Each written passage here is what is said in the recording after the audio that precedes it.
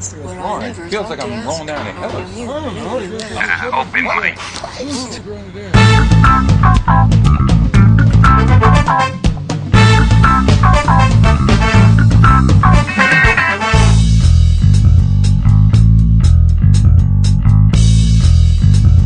We talk games. Enniscarthy, go! Okay. Do I just talk about what I've been playing lately? The phone is open. You're on.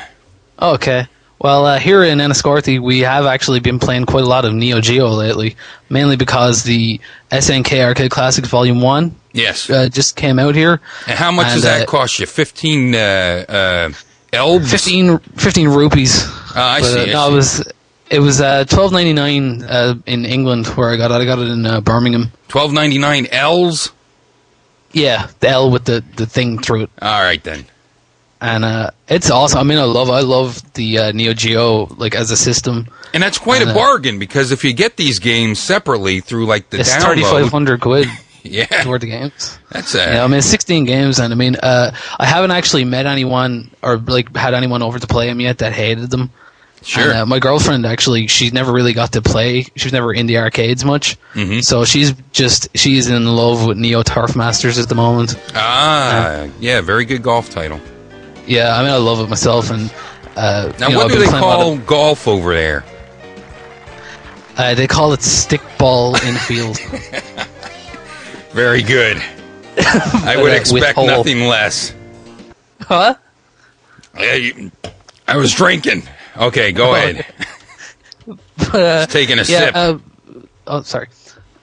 I've been playing a lot of Baseball Stars 2 on there because I love Baseball Stars 2. I mean, we don't have baseball over here. Right, you have cricket. Well, yeah, kind of. Okay. Actually, yeah, I did used to play cricket. Cricket Stars 2, where they break the cricket shillelaghs over their skirts. I don't know anything. It's like the biggest cultural mishmash ever.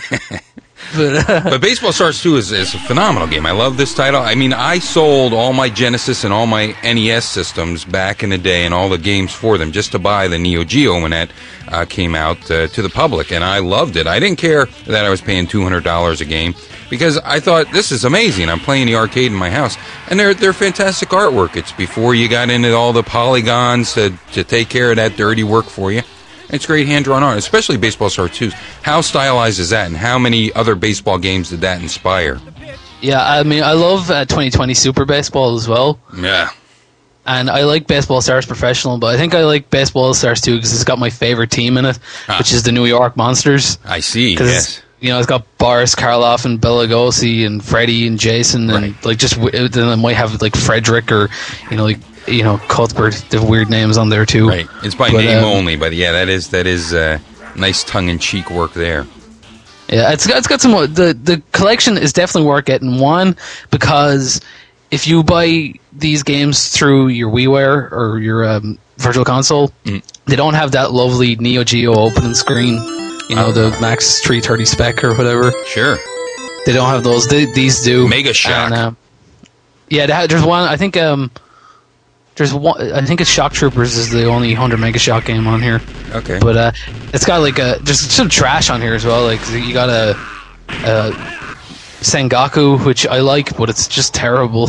Right. It's just so weird. I mean, and it's got Burning Fight, which is just. I mean, if you got Streets of Rage or Fatal Fury, you don't need it. Yeah. But, I mean, it's got King of the Monsters and Last Resort and Metal Slug. I mean, it's a fantastic compilation. I can't recommend that enough. About how many games are on there? 16 in total. You can't go wrong. Yeah, and it's got just like I only cleared Metal Slug for the first time ever the other day, and I mean, probably the best end of levels like. Game over ever, because it just says mission all over instead of like mission complete. Fantastic. And at the end, the very end screen says game over, peace forever, which is just a great little sentiment, like, Yeah, you feel like you've done something for the world.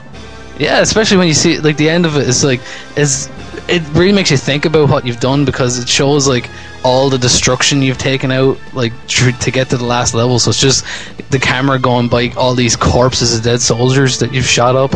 It's just it's truly like unique. Does it have Nam on there? No, it doesn't, unfortunately. Too bad. That was a game I got with. Well, that was the second game I purchased for that system. I mean, I love 1975 as well. It's just, it's very hard, but I do like it, especially the cartwheels. You know. Yes, 'cause why wouldn't you do a cartwheel in the middle of shooting people on a barge? Yeah. Do I have to go back to the hell again? That's all I need to know.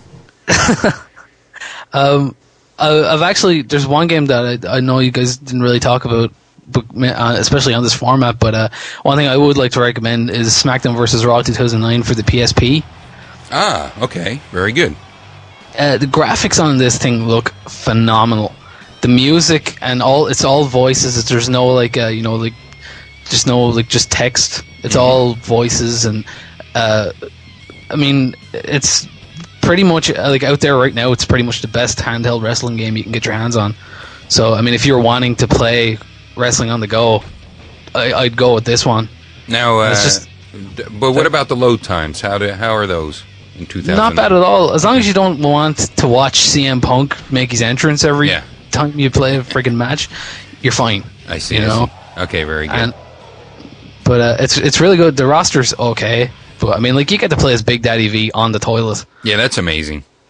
You know, you can't go wrong. I actually got to play Legends of WrestleMania a little bit as well recently. For the PSP or for the PS3. Okay. Oh, PS3. Okay. I played it in a HMV on like one of those. It's like this weird setup where like it's like, you remember the old Pac-Man arcade machines? Sure. Where they had like the screen up above for everyone to watch you. Right. Yes. That's the setup they have in the HMV. So like I was there playing. I had I mean, I couldn't actually play the game. It was impossible for me to just pick up and play. But I was there playing. I had like 3 or 4 people behind me, and you know, they were watching me. I was the Honky Tonk Man, and that was just awesome. You know, I was picking hockey. Ah, okay. Because I only played the demo, and for that I wasn't so crazy about it. But the fact that it has Honky Tonk Man, now I must reevaluate this purchase. And plus, I hear that you can import your other characters from 2009, like yeah, I think you can import the new guys. The whole roster, yeah, fantastic. The one thing I did like was when you were Honky, you could get Jimmy Hart to interfere for you. Ah, very good. Yeah, he'd get up on the apron and start using the megaphone. I think there's a pretty good collection of managers in there as well, I believe. Yeah, I only saw him, and I saw Heenan because Heenan's pushed out into the foreground, obviously, because they love Heenan. Sure. But I mean, I would love to see like Paul Ellering or need the Grand Wizard in there. Oh, yeah, the Grand Wizard, or I mean, I don't know if Billy Graham's in there. That's the only problem. Ah, yes. I mean, he should be. I mean, I know Billy was probably never on at WrestleMania, but I mean, they've got freaking Michael Hayes and all in there. I don't remember those guys, you know, being the big Federation stars. True. But there's a game I've been playing recently, and I found out I'm a couple of thousand points away from the world record, and that's well, not the world record, the being ranked number 20 in the world. Oh, and okay. that's it's a game I know you like as well as Space Invaders 95, the Attack of the Lunar Loonies. Sure. And I love that game so much. Now, what are you playing this on, in the arcade or? I wish, but no, I have arcades are dead everywhere. Yes. Apparently. But no, I got a Taito Arcade Legends 2 for my PC, and I just play it on there. Yes. And it's just so much fun, you know. I mean, I don't know. That to me is what a perfect video game should look like. You know, it's just so much. Everything that's going on in that game is entertaining. Yeah, it's something to do. You have to meet a goal. It's a challenge. You're constantly interacting with it, and you know, it's fun. It's fun to be on the edge of your seat like that. And like when you're playing on the beach and there's little sandcastles that the invaders are hiding behind. Yeah. That's quite comical. Sorry? It's very comical. Yeah, I just love when you're the way, like, as soon as they get close as well, like, you know, the alarm bells start ringing, and it just adds that extra piece of tension. Yes. It's just I find it just so much fun. But I actually, another thing I was wondering was the Mega CD. Okay. I never played one before. Actually, CD technology, as you know, the first wave of CD technology just passed me by completely. Ah. Okay. And I mean, I was 5. Sure. when Sure. These came out, like, but and everyone here, like, I mean, Ireland wasn't exactly. We didn't get everything, basically. I mean, we never got the TurboGrafx or the PC Engine, apart from like a mail order that you had to send like box tops away for or something, Right. and you know, be in the Illuminati and have the handshake or something. I didn't know anyone with him, like, you know. Sure. Sure. And but yeah, the Mega CD, I'd never heard of it until like I started reading Retro Gamer, and it turns out my girlfriend actually had one from her childhood, so we broke that out recently, and it was kind of an experience. I don't know why, but CD technology, the early CD technology, for some reason has this weird kind of depressing effect on me. Well, that's just the Sega version of the CD technology, I think. I think if you had a turbo, it would be a little bit different, or a PC Engine would be a little bit different experience. But the Mega CD, yeah, you lost colors. It was very muddy, and there was the load time, and there just wasn't a whole lot of game development time put into those titles. There's some gems in there, though. Oh yeah, we were playing mainly our Mega Drive games that she had on like a compilation disc. So I mean, we played through Streets of Rage, Yeah. and that was a lot of fun. Like, you know, I mean, like, everyone. That's the one thing. Everyone in Ireland that was alive and a kid during the 90s played through Streets of Rage. Yeah. I mean, I know that the Genesis didn't do as well in America as the Super Nintendo did, but I mean, this thing. The Super Nintendo for a while didn't even have a hope. Yeah. Mega Drive just was in total control over here. Oh, but, I see. Well, the Genesis crushed the Turbo in the States, and then when the Super Nintendo came out, that became very popular. But for the longest time, you know, Genesis was king. It was synonymous with video games. We were playing. I played one game called Soul Feast. Don't know if you ever heard of that. Soul Feces, sure, shooter, great shooter. Yeah, it was like a crappy R-Type with weird, like, kaleidoscope graphics. Sure. And, I mean, I like was it. expecting this. Sorry, I like it. but it's like, how do I put it? It was the better of the games that I played on there. Yeah.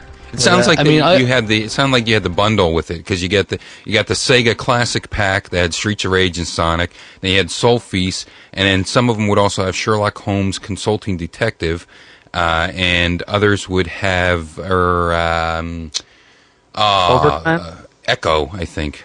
No. Okay, this one had Cobra Command. Oh, Cobra Command. Yes. Uh-huh. I didn't get to play that now, but I mean, it was fun to just sit there and kind of be like, "Wow, this didn't work." No, yeah, yeah, and especially if you try Cobra Command, then you'll really get depressed, because if I'm not mistaken, I think that was the full motion video, the FMV of a helicopter style game.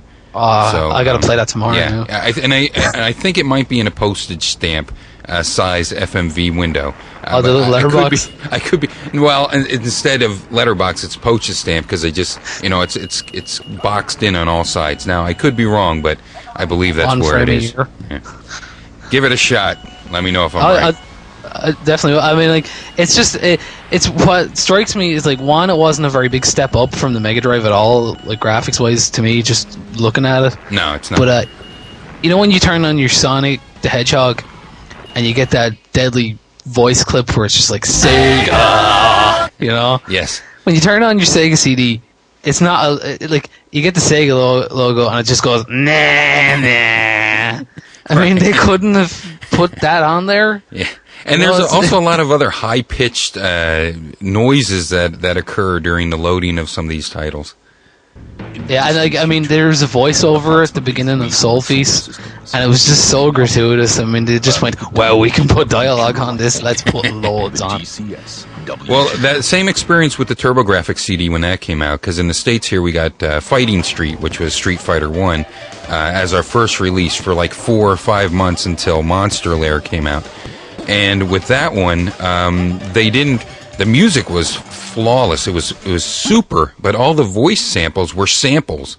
So you would hear, after you would defeat one of the people like Eagle or one of the other odd one, ninja person, you would hear, "Good job, boy. You have just won. I bet you just won. It's going to take some time to get back some work." Yeah, it was just. I mean, at least they were trying, I guess. Yes. But I mean, I've looked at some of my other notes here. It was just some of the fantastic English that were in the Neo Geo games. Like I was playing Samurai Showdown, and someone beat me, and they were obviously keeping up with the times because they said, "Clear your mind, and maybe you will win." Not. That's fantastic. That's what 18th century samurais totally must have sounded like. Yes, they were all sarcastic samurais. That's one thing that we don't learn a lot in history books. Anything else for us? Not really. Anascarthy, go! I was playing Resident Evil Umbrella Chronicles, and that's fun if you have the Wii. And I actually played a good licensed game. I know a lot of people probably wouldn't like this, even if they haven't seen the movie. But I've been playing a little bit of Scarface: The World Is Yours for the Wii. Okay. Yeah. Now this is a game I didn't expect to like when it came out, but it just is kind of fun. I don't really like those crime simulators. Mm-hmm. Like I'm not big. I love Grand Theft Auto 1 and 2, but after the third one, I kind of lost a little bit of interest. I do think 4 is quite fun though, but this one I like because you're actually someone and you're doing something. There's a definite character that you are. Sure. And I started playing games when I was 4 years old, and I'm used to being someone and having a set goal. I don't like just bumming around and doing whatever I want to do. I want to do what the game tells me to do. I don't know whether that's a good thing or a bad thing. I just I understand. It's just the kind of guy I am, I guess. All right, man. Well, thank you for your input this week on We Talk Games, Volume 2, Episode 2. Okay. I'm super happy to be a part of it. Fantastic. Bye.